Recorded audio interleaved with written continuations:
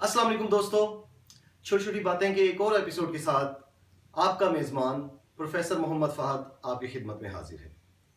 दोस्तों, आज मैं बहुत इंपॉर्टेंट वीडियो आपके सामने लेकर आया हूं और ये वीडियो है कि आप लोग अपने घर में किस तरह इलेक्ट्रिसिटी बचा सकते हैं मुख्तलिफ तरीकाकार से। तो इस वीडियो को शुरू करने से पहले अगर आप लोगों ने मेरे चैनल को सब्सक्राइब नहीं किया तो प्लीज मेरे चैनल को सब्सक्राइब करें और बेल आइकॉन पे क्लिक कर दें ताकि मेरी आने वाली वीडियोस आप तक बर वक्त पहुंचती रहें। दोस्तों, सबसे पहले हम बात करते हैं घर की वायरिंग की। आप लोग जब भी कोई घर बनाएं या अपने घर को रिपेयर कराएं तो याद रखिएगा हमेशा प्योर कॉपर वायर का इस्तेमाल करें। अब आप सोच रहे होंगे कि कॉपर वायर तो कॉपर वायर होती है, प्योर कॉपर वायर क्या होती है? तो देखिए, कॉपर वायर की मुख्तलिफ अक़साम होती हैं। सबसे पहले तो एक वायर ऐसी होती है जो प्योर कॉपर से यानी कि नए कॉपर से तैयार होती है। तो कोशिश आप लोगों ने ये करनी है कि आप लोग हमेशा उस वायर का इंतखाब करें जो कि न्यू कॉपर से बनी हुई हो। अक्सर ऐसा होता है कि कॉपर को रिसाइकल किया जाता है और उस कॉपर के अंदर मुख्तलिफ चीज़ों की आमेजिश करके फिर उसे तार की शक्ल दी जाती है।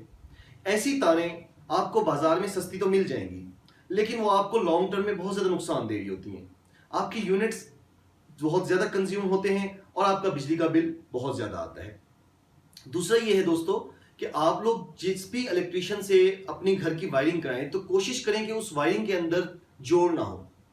अगर आपकी वायरिंग के अंदर जोड़ होंगे तो वो भी बिजली के लॉस का सबब बन सकते हैं।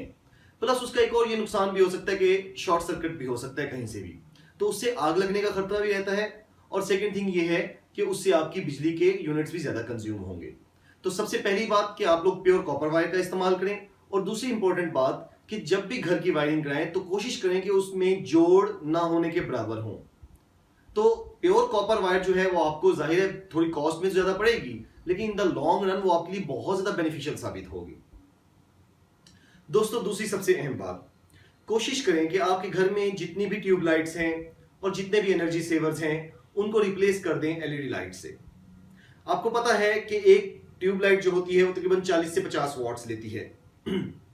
इसके अलावा जो एक एनर्जी सेवर होता है वो 24 वॉट्स, तकरीबन 24 वॉट्स तक का होता है।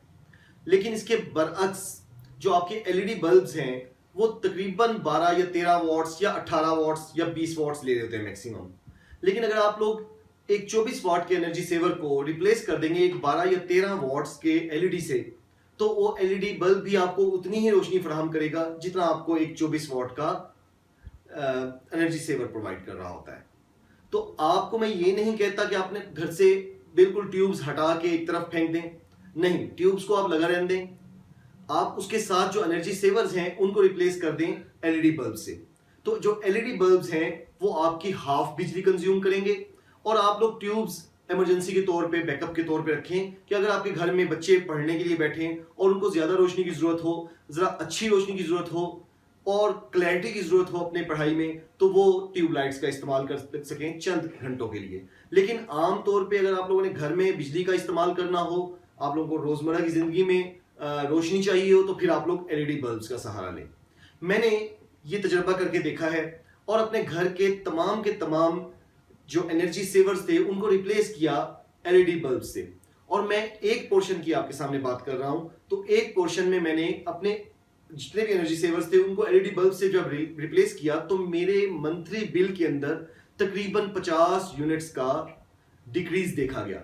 और 50 यूनिट का डिक्रीज बहुत ज्यादा है अगर आप लोग एक डोमेस्टिक बिल की बात करें तो जो एलईडी बल्ब्स हैं वो आपको एक बार तो कॉस्ट करेंगे, जाहिर है वो थोड़े कॉस्टली होते हैं। अगर आप नॉर्मल ओसाका या फिर ओरिएंट या किसी और कंपनी का बल्ब लेंगे तो आपको तकरीबन 200 के अंदर अंदर कॉस्ट करेगा, 150 to 200 कॉस्ट करेगा। लेकिन अगर आप लोग उसी वॉट्स के अंदर फिलिप्स का बल्ब लेंगे तो वो आपको तकरीबन 250 से 300 तक रुपए का कॉस्ट करेगा। लेकिन आप लोग ये एक जो वन टाइम कॉस्ट है ये पे करके आप लोग लॉन्ग रन में बहुत ज्यादा बेनिफिट्स उठा सकते हैं। एक तो आपकी जो एनर्जी है वो डेली लाइफ पे, डेली टाइम टू टाइम जो एनर्जी कंजम्पशन है वो कम हो रही होगी। सेकंड ये है कि आपको एलईडी बल्ब्स एक लंबी लाइफ भी फराहम करते हैं और आपके पैसे वहां पूरे हो जाते हैं। तो कोशिश करें कि आपके घर के अंदर जितने भी एनर्जी सेवर्स हैं उन तमाम के तमाम एनर्जी सेवर्स को आप रिप्लेस कर दें एलईडी बल्ब से। तो आप लोग देखेंगे कि आपके घर के बिजली के बिल के अंदर तकरीबन 50 यूनिट्स का डिफरेंस आपको फील होगा। दोस्तों तीसरी सबसे अहम बात हमारे घर का वाटर पंप है, और ये एक ऐसा फैक्टर है जिसको हम लोग अक्सर इग्नोर कर लेते हैं। लेकिन आपको ये बात जहन नशीन रखनी चाहिए कि हमारे घर का वाटर पंप एनर्जी कंज्यूम करने का एक बहुत बड़ा सोर्स है। सबसे अहम बात यह है कि ये वाटर पंप्स जो होते हैं ये लोकल मैन्युफैक्चरर्स ने तैयार किए होते हैं, और इन्होंने अपने वाटर पंप्स के ऊपर जो स्पेसिफिकेशन लिखी होती हैं, इनके वाटर पंप्स उस स्पेसिफिकेशन से कहीं ज्यादा बिजली कंज्यूम कर रहे होते हैं। मिसाल के तौर पे मेरे घर का जो वाटर पंप है वो 1.5 हॉर्स पावर का है, और उसकी स्पेसिफिकेशन के ऊपर लिखा हुआ है कि वो वाटर पंप मैक्सिमम 6 एम्पियर बिजली कंज्यूम करेगा। लेकिन जब मैंने उस वाटर पंप के साथ एनर्जी मीटर लगा के देखा तो मुझे पता चला कि मेरा वाटर पंप तकरीबन 9 एम्पियर बिजली ले रहा है, जो कि एक एसी से भी ज्यादा है। और अगर इस वाटर पंप को मुसलसल 2 घंटे चलाया जाए तो तकरीबन ये 4 से 5 यूनिट तक कंज्यूम कर लेगा। तो दोस्तों ये वो एनर्जी कंजम्पशन है जिसको हम लोग बिल्कुल जिस पे गौर ही नहीं कर रहे होते कि आया ये भी हमारे खर्चे हैं या नहीं है। तो आप लोगों को चाहिए इसका बेस्ट सोल्यूशन जो है वो मैंने जो सोचा है, और आप लोग भी वही करें, तो वो बेहतर ये है कि आप लोग दिन में कोई एक स्पेसिफिक टाइम फ्रेम बना लें जिसके अंदर आप लोग वाटर पंप को चलाएं।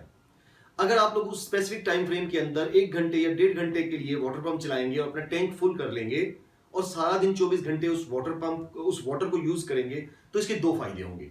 नंबर 1 तो ये है कि आपका जो बिजली का बिल है वो बहुत कम आएगा इसके नतीजे में, क्योंकि कंटिन्यूअस फॉर्म में मोटर चलेगी।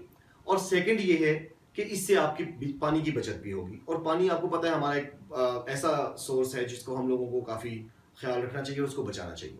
तो इसके 2 फायदे हैं, बिजली की बचत अलग से है, पानी की बचत अलग से है। जब आपका कोई डिवाइस इतनी ज्यादा बिजली कंज्यूम कर रहा होता है, मिसाल के तौर पे आपकी पानी की मोटर अगर 9 एम्पीयर कंज्यूम कर रही है, तो जैसे ही आप उसका बटन ऑन करेंगे तो वो मोटर एक ही झटके के अंदर आपका 1 यूनिट गिरा देगी। तो जितनी मरतबा आप दिन में उसको पावर ऑन करेंगे तो आपको फील होगा, आप उस पर अगर गौर करें तो आपको फील होगा कि वो उतने यूनिट्स आपकी कंज्यूम कर लेगी। तो बजाय इसके आप उसको बार बार झटके दें, तो उससे बेहतर यह है कि आप एक वक्त में मोटर चलाएं और उसको मुसलसल चलता रहने दें, ताकि आपके बिजली के मीटर के ऊपर बार बार शॉक्स ना पड़े। दोस्तों चौथा पॉइंट यह है कि आप अपने घर में कोशिश करें कि सोलर सिस्टम का बंदोबस्त करें। ये सोलर सिस्टम आजकल बहुत ज्यादा चीप हो चुके हैं। अगर आपके घर में 650 वाट का या 720 वाट का यूपीएस लगा हुआ है, तो आप लोग मैक्सिमम 3 प्लेट्स लगाकर उस यूपीएस को चार्ज कर सकते हैं, बजाय इसके कि वो यूपीएस आपका सारा दिन वाटर की इलेक्ट्रिसिटी पे चार्ज होता रहे। अगर आप लोग 3 प्लेट्स लगा लेते हैं उसी यूपीएस के साथ, जो कि 150 वाट से 250 वाट तक मार्केट में अवेलेबल होती हैं, और इसकी कॉस्ट आपको तकरीबन 9,000 रुपए से लेकर 12,000 रुपए तक कॉस्ट होती है एक प्लेट की।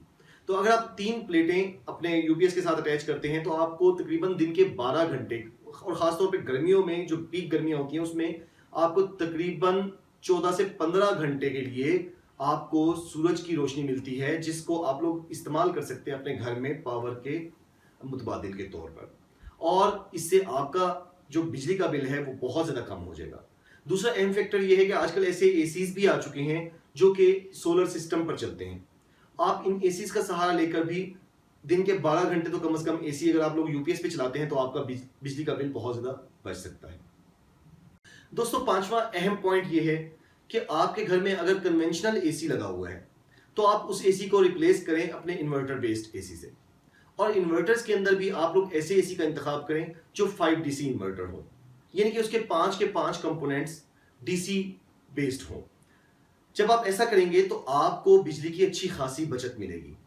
आपका जो कन्वेंशनल एसी है वो तकरीबन 1.5 टन का एसी 9 से 10 एम्पियर पर चलता है, और जब भी वो एसी ट्रिप होता है और उसके बाद दोबारा चलता है तो आपके मीटर को एक जोरदार झटका लगता है उससे, और फिर वो तकरीबन 20 मिनट वो मुसलसल 9-10 एम्पियर पर चलता रहता है।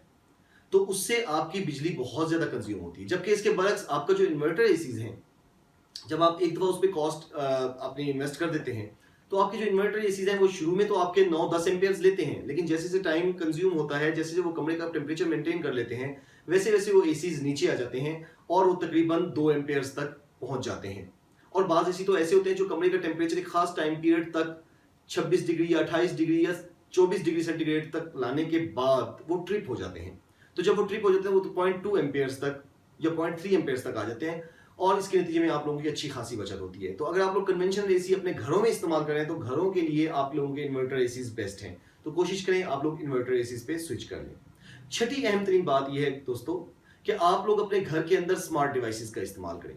स्मार्ट आईओटी बेस्ड डिवाइसेस, आजकल ऐसी डिवाइसेस आपको बाजार से आमतौर पे मिल जाती हैं। मसलन आपकी वॉशिंग मशीन्स हैं वो आईओटी बेस्ड हैं, आपके जितने भी रेफ्रिजरेटर्स हैं वो आईओटी बेस्ड हैं, आपके जो एसीज हैं वो आईओटी बेस्ड हैं। इसके अलावा आपके माइक्रोवेव ओवन्स और इस तरह के जितने भी आपके इलेक्ट्रॉनिक अप्लाइंसेज हैं वो सारे के सारे आजकल उनमें एक क्लास ऐसी भी आ रही है जो कि आईओटी बेस्ड है। वो थोड़े से कॉस्टली होते हैं लेकिन आपको वो लॉन्ग रन में काफ़ी फायदा देते हैं, क्योंकि इन इंटेलिजेंट डिवाइसेस के अंदर बहुत से ऐसे मोड्स होते हैं जिनको इस्तेमाल करके आप लोग बिजली की बचत कर सकते हैं।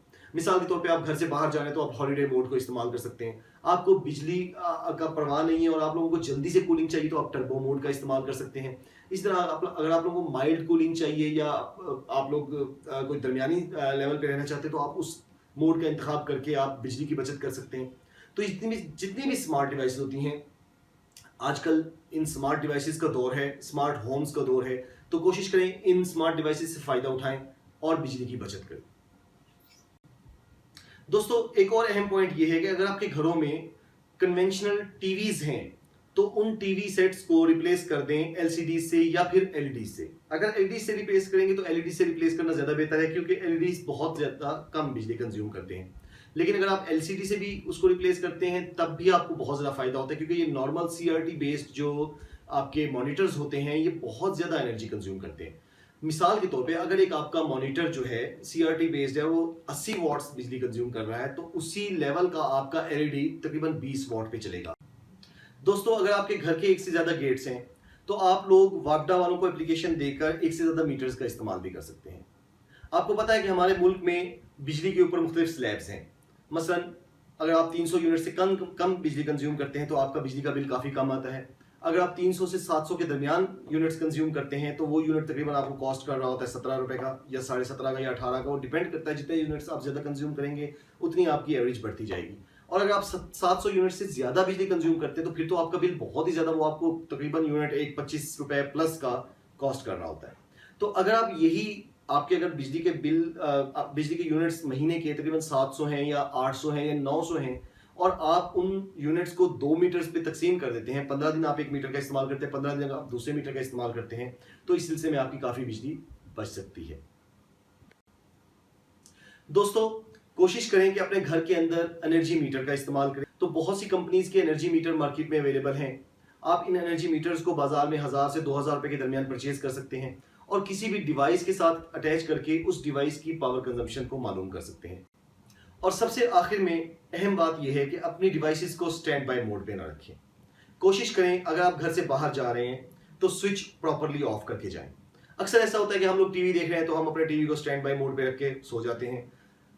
अगर हम एसी ऑन किया होता है हमने तो हम अपने एसी को स्टैंड बाय मोड पे रख के खुद घर से बाहर चले जाते हैं। अगर हम लोगों ने माइक्रोवेव ओवन का इस्तेमाल किया हुआ है तो हम लोग माइक्रोवेव ओवन को 24 घंटे पावर इन लगते हैं।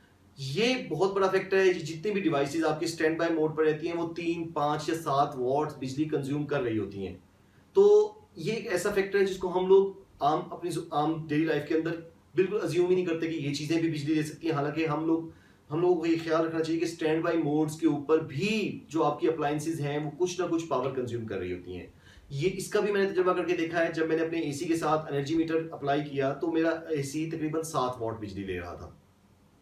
तो आपको चाहिए कि आप जितनी भी डिवाइसेस हैं, ऐसी इलेक्ट्रॉनिक डिवाइसेस हैं, इनको स्टैंड बाय मोड पे न रखें बल्कि इनको प्रॉपरली शट डाउन करें। तो दोस्तों ये थे वो तरीकाकार जिनको इस्तेमाल करके आप लोग अपने घर की बिजली बचा सकते हैं। दोस्तों मैंने इन चीज़ों पर अमल किया है और अपने घर का बिजली का बिल काफ़ी हद तक रिड्यूस किया है। उम्मीद है आप लोगों को आज की वीडियो पसंद आई होगी। अगर वीडियो पसंद आई है तो वीडियो को लाइक कीजिए, शेयर कीजिए अपने दोस्तों के साथ और मेरे चैनल को सब्सक्राइब कीजिए और बेल आइकॉन पे क्लिक कर दीजिए ताकि आने वाली वीडियोस आप तक बर वक्त पहुंचती रहे। Thank you so much for the next time.